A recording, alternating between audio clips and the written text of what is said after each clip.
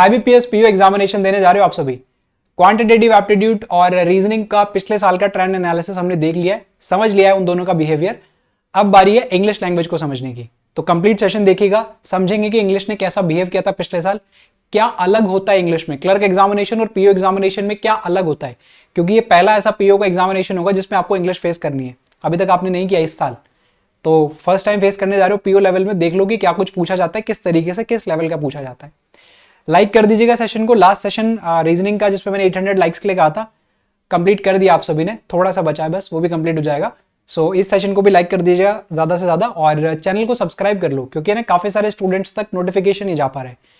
Subscribe करके all पे click कर लो, सारे नोटिफिकेशंस आपको मिल जाएंगे, एक भी आप मिस नहीं करोगे। और सारे अपडेट्स के लिए, हर एक लिंक के लिए, क्लासेस की लिंक है, क्लासेस की पीडीएफ है, सारी चीज़ों के लिए हमारा टेलीग्राम ग्रुप ज्वाइन कर लेना। लिंक आपको डिस्क्रिप्शन बॉक्स में मिल जाएगा टेलीग्राम ग्रुप का भी।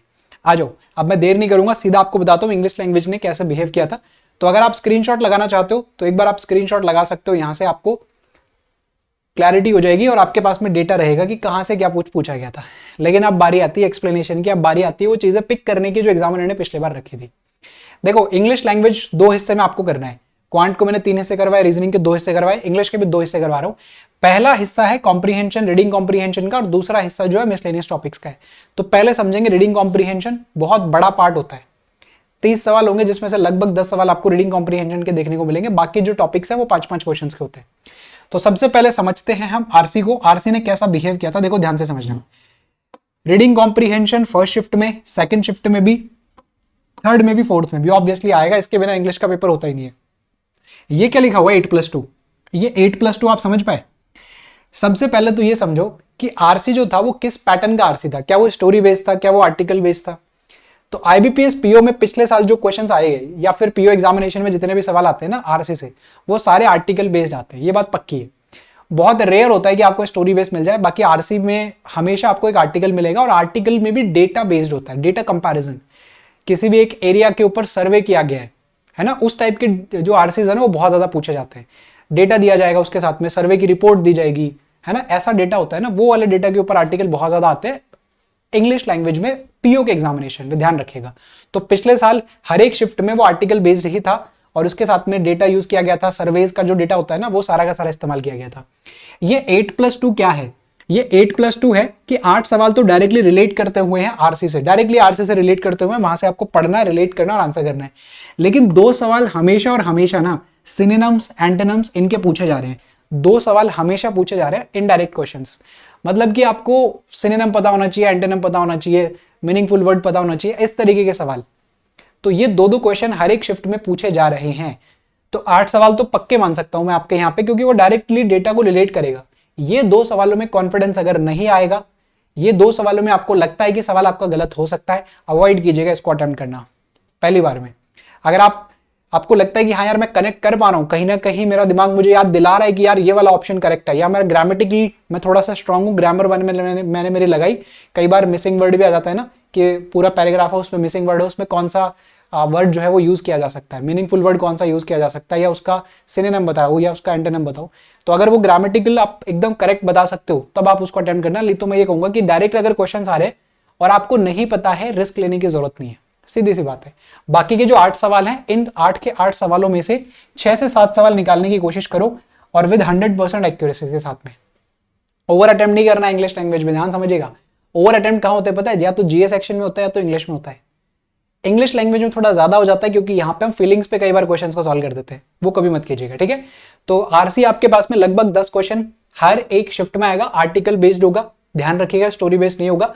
तो आप थोड़ा थोड़ा ब्रेक कर करके, जैसे भी आपको सिखाया गया है, जैसे भी आपने सीखा है वैसे ही कीजिएगा। आर्टिकल बेस्ड को कैसे सॉल्व किया जाता है पहले दिमाग में डाल लीजिएगा। ये 8 सवाल आपके सॉल्व होने चाहिए, इसमें से 6 से 7 सवाल निकल रहे हैं, ऑल गुड। पूरा का पूरा 10 नंबर का सेट है, उसमें 6 नंबर निकाल लिए, 7 नंबर निकाल लिए, विद 100% एक्यूरेसी। बहुत अच्छा अटेम्प्ट कर दिया आरसी ने आपको, ठीक है, आपने आरसी में काफी अच्छा कर दिया। अब बारी आ जाती बाकी टॉपिक्स की। अब बाकी टॉपिक्स में ग्रामर ढूंढते हैं, बाकी टॉपिक्स में ग्रामर ढूंढते हैं कितनी आती है। चलो, तो फर्स्ट शिफ्ट में अगर मैं देखूं तो यहाँ पे एरर के 5 क्वेश्चन हैं, ओके। देन उसके बाद में एरर यहाँ पे भी है, थर्ड शिफ्ट में भी एरर आपको दिख रहेगा, और फोर्थ शिफ्ट में भी एरर आपको दिखने वाला है। यानी कि 5 सवाल आपको एरर्स के मिलने वाले, फिक्स्ड है। 30 में से 5 सवाल एरर के फिक्स्ड हैं, 5 सवाल आरसी के फिक्स्ड हैं। ये 15 सवाल तो आप फिक्स मानो हर एक शिफ्ट में। एरर्स जिसका ग्रामर अच्छा है, जिसको कॉन्फिडेंस है, वो अटेम्प्ट कीजिएगा। कई बार ऐसा होता है कि हमारे ना 5 क्वेश्चन हमने पढ़ लिए, 5 क्वेश्चन हमने पढ़ लिए और 5 क्वेश्चन पढ़ने के बाद हमें 3 ही मिले, लेकिन हम जबरदस्ती वो 2 अटेम्प्ट करने चले जाते हैं जो हमें नहीं करने चाहिए थे। बस उस चीजों से आपको बचना है। ओवरऑल आपको इंग्लिश में ना हमेशा एक्यूरेसी पे ही ध्यान देना है। मैंने मेरे बहुत सारे स्क्रीनशॉट शेयर किए हुए हैं, क्लर्क के पेपर के, पीओ के पेपर के, मेरे 22, 23 इनसे ऊपर ही नंबर आए हमेशा इंग्लिश में। क्यों? क्योंकि मैंने कभी ना ओवर अटेम्प्ट करने की कोशिश नहीं की, मैं 30 में से 30 कर दूं, नहीं, जो सही है बस उतना ही करना है। मैंने ना जाने कितनी बार ऐसा किया हुआ है एग्जामिनेशन में कि एग्जाम में बैठा हूं अगर मैं, तो एरर के 5 सवाल है मेरे पास में, अगर मुझसे 3 बन रहे हैं तो मैंने 3 ही बनाए। अगर 2 में मुझे डाउट भी जा रहा है ना 1% भी, तो मैं अटेम्प्ट नहीं करता था, क्योंकि मैं एक्यूरेसी पे ज्यादा फोकस करूंगा बजाय इसके कि मैं गेस कर रहा हूं वहां पे। ठीक है, तो एरर वाले पार्ट में आपको कोशिश करनी है कि जो आप 100% श्योर हो वही आप अटेम्प्ट करो, उसके अलावा ना अटेम्प्ट करो। फेवरेट टॉपिक्स कौन से थे मेरे? हमेशा मैं अटेम्प्ट करता था वर्ड स्वैपिंग। वर्ड स्वैपिंग आपके पास में अगर आता है, जैसे फर्स्ट शिफ्ट में था, थर्ड शिफ्ट में फिर से आ गया और फोर्थ शिफ्ट में आपका फिर से आ गया, तो ये वर्ड स्वैपिंग हमेशा मिलेगा आपको। और वर्ड स्वैपिंग बहुत मुश्किल नहीं होता है, वहीं पे वर्ड्स होते हैं, अरेंज करके आपको देखना होता है। 4 ऑप्शन होते हैं, 5 ऑप्शन होते हैं, एक नन ऑफ दिस वाला भी आ जाता है इंग्लिश में। तो वो 4 जो ऑप्शन होते हैं बस उनको इस्तेमाल करना है, अरेंज करके देखना है, आपके पास में आंसर आ जाएगा। और 2 ऑप्शन तो आप पहले बार में एलिमिनेट कर दोगे, 2 में थोड़ा सा लगेगा आपको कि हाँ भाई वो जो वर्ड्स हैं उनको एक्चुअली में रख के आपको चेक करना पड़ेगा कि कहाँ पे प्रॉपर सेंस मिल रहा है मुझे। और अगर आपने ठीक ठाक रीडिंग है आपकी, ठीक ठाक अगर आप अंडरस्टैंडिंग है इंग्लिश लैंग्वेज की, आप रखने के बाद में आराम से समझ जाते हो। बहुत हाई लेवल के वर्ड स्वैपिंग नहीं आते यहाँ पे। तो वर्ड स्वैपिंग आपका प्रायोरिटी पे होना चाहिए। मैं तो पहले आरसी करूंगा, फिर उसके बाद में वर्ड स्वैपिंग करूंगा अगर है तो, समझ गए। उसके बाद में पैराजम्बल वाला पार्ट, पैराजम्बल बोल दो या फिर रीअरेंजमेंट बोल दो, है ना, इस तरीके के जो क्वेश्चंस मिलते हैं ना वो आपको मिल रहे हैं काफी, लेकिन 2 ही शिफ्ट में, देखो थर्ड वाले में भी नहीं है और फोर्थ वाले में भी नहीं है। तो वर्ड स्वैपिंग के बाद में पैराजम्बल हमेशा आपको प्रायोरिटी पे रखना है। जैसे आपने वर्ड स्वैपिंग कर लिया, अब आ जाओ पैराजम्बल के ऊपर, क्योंकि कनेक्ट काम करना है आपको, कनेक्ट करना है आपको। और कनेक्ट करते टाइम पे ना अगर आप सेंस को लिंक कर पाए, पिछले वाले स्टेटमेंट ने क्या सेंस दिया, अगले वाले स्टेटमेंट ने क्या सेंस दिया, दोनों को मिला के प्रॉपर सेंस मिला के नहीं मिला, वो अगर आपने ढूंढ लिया तो काम हो जाता है। तो बहुत ज्यादा ग्रामर की जरूरत यहाँ पे भी नहीं पड़ती है। तो पैराजम्बल आपको अटेम्प्ट करना चाहिए। ठीक है, पैराजम्बल ये रहेगा आपके एग्जामिनेशन में, ध्यान रखिएगा। इसके बाद में बताऊं सबसे अच्छी चीज क्या है, फिलर्स। लेकिन समझना फिलर्स किस तरीके से आते हैं। क्लर्क के पेपर में आपने प्री का भी दिया था, अपने आईबीपीएस क्लर्क का एक ही एग्जामिनेशन दिया जिसमें इंग्लिश आया है, तो उसमें आपने सिंगल फिलर्स देखे थे। लेकिन पीओ के पेपर में देखो, पीओ के पेपर में डबल फिलर्स हैं, हर एक बार डबल फिलर्स हैं, आप देख लो, हर एक बार डबल फिलर्स है, चारों की चारों शिफ्ट में। यानी कि हाई चांसेस है कि इस बार भी आपको डबल फिलर्स ही देखने को मिलने वाले हैं, सिंगल फिलर के चांसेस थोड़े से कम है। तो डबल फिलर्स जब भी आप फिल करोगे ना, तो वहां पे आपका थोड़ा ग्रामर टेस्ट होगा अच्छे से, ऑब्वियसली थोड़ा बहुत आपकी वोकैबुलरी टेस्ट होती है, लेकिन बैंक एग्जामिनेशन में बहुत हाई लेवल की वोकैबुलरी नहीं आती है, normal day to day life में यूज करने वाली आती है, तो आप सवालों को निकाल सकते हो। तो अगेन मैं यहाँ कहूंगा कि आपकी एक्यूरेसी खराब हो सकती है, खराब मत होने दीजिएगा एक्यूरेसी को खराब मत होने दीजिएगा। ये छोटे छोटे टॉपिक्स हैं जो आपको नंबर दे के जाते हैं, 3 नंबर यहाँ निकाले, 2-3 नंबर यहाँ निकाले, 6-7 नंबर यहाँ निकाले, ऐसे करके आपको ओवरऑल परफॉर्मेंस करनी है। ठीक है, और मार्जिन का इस्तेमाल कर सकते हो आप। अगर आपकी एक्यूरेसी अच्छी रहती है तो मैं कहूंगा कि 22 से ऊपर मत जाओ। अगर आपकी एक्यूरेसी अच्छी है और आप 22 तक पहुंच गए हो, अब आप ओवर अटेम्प्ट करने मत जाओ, क्योंकि 22-20 बहुत अच्छा अटेम्प्ट आपने इंग्लिश लैंग्वेज में कर दिया है। आपकी एक्यूरेसी बहुत खराब रहती है कि आप इंग्लिश लैंग्वेज में 25 अटेम्प्ट करते हो, 15 से ही निकलते हैं, तब भी मैं आपको कहूंगा कि ओवर अटेम्प्ट मत करना। तब भी आपको कोशिश यही करनी है कि आपकी एक्यूरेसी पे ज्यादा फोकस करो, बजाय इसके कि मैं बहुत ज्यादा अटेम्प्ट कर दूं, शायद 30 में से 28 कर दूं तो वो गलत होते होते शायद मेरे 15 नंबर आ जाएंगे। ऐसा नहीं करना होता है, ऐसे नहीं करते कभी भी, है ना। एक्यूरेसी हमेशा आपकी प्रायोरिटी पे रहेगा, ध्यान रखिएगा मेरी इस बात का। पहला राउंड जब आप सॉल्व करोगे ना, पहले बार में जब आप सॉल्व कर रहे हो पूरा का पूरा इंग्लिश लैंग्वेज में टाइम बच जाता है आपके पास में, तो पहली बार में जितना भी 1 गो में बन रहा है उतना 1 गो में बनाओ। 17 सवाल बने, 19 सवाल बने, 21 सवाल बने, कोशिश करो इसके बाद में तुक्का ना लगाओ बस, क्योंकि सबसे ज्यादा तुक्के इसके बाद में लगते हैं, लास्ट के 3-4 मिनट में बहुत तुक्के लगते हैं। वहां पे अगर आपने संभाल लिया ना इंग्लिश लैंग्वेज में, तो आप आराम से करके निकल जाओगे। फ्रेज रिप्लेसमेंट आप देखोगे कि एक ऐसा इंपॉर्टेंट टॉपिक है जो आपको लगभग मिल रहा है, 2 शिफ्ट में मिल रहा है, और इसके साथ में ना 2 शिफ्ट में आपको क्लोज टेस्ट भी मिल रहा है। यानी कि टॉपिक सारे ही हैं, ऐसा कोई टॉपिक नहीं है जो एग्जामिनर नहीं पूछ रहे इंग्लिश लैंग्वेज में।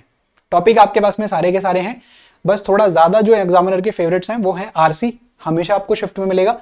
वर्ड स्वैपिंग, एक वर्ड रिप्लेसमेंट वाले क्वेश्चंस भी आते हैं, लेकिन पिछले साल थोड़ा सा नहीं देखने को मिल रहा है, उसकी जगह पे फ्रेज रिप्लेसमेंट डाल दिया उन्होंने ना, तो फ्रेज रिप्लेसमेंट वाले सवालों को भी थोड़ा सा देख लीजिएगा भाई, एटलीस्ट पिछले 2-3 सालों के तो कवर करके जाइएगा। Phrase replacement questions, last 2 year question ऐसा करके सर्च कर लीजिएगा, यूट्यूब पे सेशंस मिल जाएंगे आपको, तो वो तो कंप्लीट करके जाना, एटलीस्ट आपको आइडिया लग जाएगा कि कैसे फ्रेज रिप्लेसमेंट के क्वेश्चंस आते हैं और कैसे आप इसको बना सकते हो। वर्ड यूजेस का यहाँ पे लगभग 2 से 3 सवाल पूछे गए थे फर्स्ट शिफ्ट में, उसके बाद में वर्ड यूजेस नहीं है। तो मोटा मोटा मैं कह सकता हूँ यार हर एक जो टॉपिक है वहां से क्वेश्चंस आते हैं। आपको क्या सीक्वेंस रखना है, इस एनालिसिस से क्या समझ में आया? पहली चीज आरसी। आरसी आपको कौन सा मिलेगा? आरसी आपको मिलेगा जो कि आर्टिकल बेस्ड होगा, और आर्टिकल बेस्ड आरसी में 2 सवाल आपको ऐसे मिल सकते हैं जो सिनोनिम एंटोनिम्स होंगे, बाकी 8 सवाल आपको आरसी से देखने को मिलेंगे। तो पहले उन 8 सवालों को खत्म करना है, बाद में उन 2 सवालों को देखेंगे। अगर आते हैं तो बहुत अच्छी बात है, कॉन्फिडेंस है, तो नहीं है तो जबरदस्ती अटेम्प्ट नहीं करना है, एक्यूरेसी खराब हो जाएगी।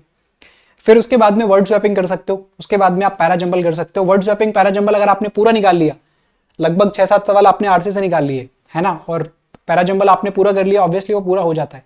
अच्छा, पैराजंबल भी 2 तरीके का आता है। कई बार एक ही सेंटेंस को ब्रेक करके 4-5 तरीके से लिखा जाता है, और कई बार एक पूरा का पूरा स्टेटमेंट आता है जिसमें अलग अलग स्टेटमेंट आपको दिए जाते हैं, उसको फंबल करके लिखा जाता है। तो एक बार पूरा का पूरा स्टेटमेंट आपने लिंक कर लिया तो 5 क्वेश्चन, फर्स्ट पे कौन है, सेकंड पे कौन है, थर्ड पे कौन है, ऐसा आता है। और एक आता है इंडिविजुअल, हर एक सवाल में अरेंज करने वाला। तो अरेंज करने वाला जो इंडिविजुअल सवालों में आता है ना, वो छोटे क्वेश्चन होंगे, इजी वाले क्वेश्चन होंगे, तो अगर वो दिख जाए तो बिल्कुल भी नहीं छोड़ने। आरसी करेंगे लगभग 6-7 सवाल, लगभग 3 से 4 सवाल वर्ड स्वैपिंग, लगभग 3 से 4 सवाल पूरा अगर आपने बना लिया पैराजंबल तो लगभग 5 सवाल, तो 12 से 13 सवाल आपके तीनों टॉपिक से निकल के आ जाएंगे, लगभग 13 से 14 के आसपास, क्योंकि वहां से आपने लगभग 6-7 निकाले और 5 और 3 8 सवाल के आसपास वहां निकाले, तो 14-15 आपके निकल गए। अब जो आपके पास में है उसमें एरर्स आपको करना है, कॉन्फिडेंस आए वही मार्जिन है। अब आपके पास में 2 आ रहे हैं तो 2 ही करो, ज्यादा मत करो। 3 आ रहे हैं 3 करो, ज्यादा मत करो। देन उसके बाद में क्लोज टेस्ट में भी कई बार ऐसा हो जाता है ना, वोकैबुलरी के वर्ड्स कई बार हम तुक्के लगाने की कोशिश करते हैं, नहीं, पूरा का पूरा क्लोज टेस्ट है। मान लीजिए 5 में से एक वर्ड आपको एकदम एग्जैक्ट मिल गया, 4 नहीं मिल पा रहे, गेस करने की जरूरत नहीं है, 1 नंबर लेके निकल जाओ। Got it? इस तरीके से आप 14 नंबर के बाद में अगर आप 5 से 6 नंबर भी निकालते हो, 20 अटेम्प्ट करते हो इंग्लिश लैंग्वेज में, बहुत तगड़ा अटेम्प्ट है 20 अटेम्प्ट इंग्लिश में। पीओ के पेपर में इंग्लिश लैंग्वेज में अगर आपके 20 नंबर आ गए, 18 नंबर आ गए, बहुत ही अच्छा अटेम्प्ट है ये। पूरा का पूरा पेपर ध्यान रख लीजिएगा मेरी बात। इंग्लिश लैंग्वेज में एक्यूरेसी मेंटेन करोगे तो आपको बेनिफिट मिलेगा। क्वांट सेक्शन में अगर आप 20 प्लस हो और आपकी स्पीड ठीक है तो आपको बेनिफिट मिलेगा। रीजनिंग सेक्शन पिछले 3 साल से स्कोरिंग आ रहा है, और इस साल तो पूरे साल भर हर एक पेपर में स्कोरिंग आया है, तो यहाँ पे आपको स्कोर करना होगा अच्छा खासा। 25 प्लस जाना यहाँ पे कोई बहुत बड़ी बात नहीं रहेगी, आप यहाँ पे जा सकते हो 25 प्लस रीजनिंग में। क्वांट सेक्शन में 20 के आसपास अगर आप हो तो दोनों में मिला के आपके 45 मार्क्स आ गए। इंग्लिश लैंग्वेज में अगर आप 15 से 18 भी बनाते हो ना, विद 100% एक्यूरेसी, बहुत अच्छी एक्यूरेसी के साथ में, ओवर अटेम्प्ट आपने नहीं किए तो भी आप 60 मार्क्स तक जा रहे हो बड़े आराम से। तो ओवर अटेम्प्ट करने से बचिएगा, इंग्लिश लैंग्वेज में यहीं पे ज्यादातर ट्रैपिंग होती है। बाकी पूरा पेपर मैंने आपको बता दिया, सीक्वेंस मैंने आपको बता दिया, इस तरीके से आप इसको अटेम्प्ट कर सकते हो आपकी एग्जामिनेशन के दौरान भी। चलिए, तो थैंक यू सो मच। फिलहाल के लिए सिर्फ इतना ही। सेशन अच्छा लगा हो लाइक कर दीजिएगा, शेयर कर दीजिएगा, और नए हो तो चैनल को सब्सक्राइब जरूर से जरूर कीजिएगा। बहुत सारी क्लासेस हो चुके हैं, एक बार चेकआउट कर लो लाइव वाले सेक्शन में। टेलीग्राम ग्रुप को ज्वाइन कर लेना, वहां पे आपको सारे के सारे अपडेट्स मिल जाया करते हैं। थैंक यू सो मच, मिलेंगे नेक्स्ट सेशन में।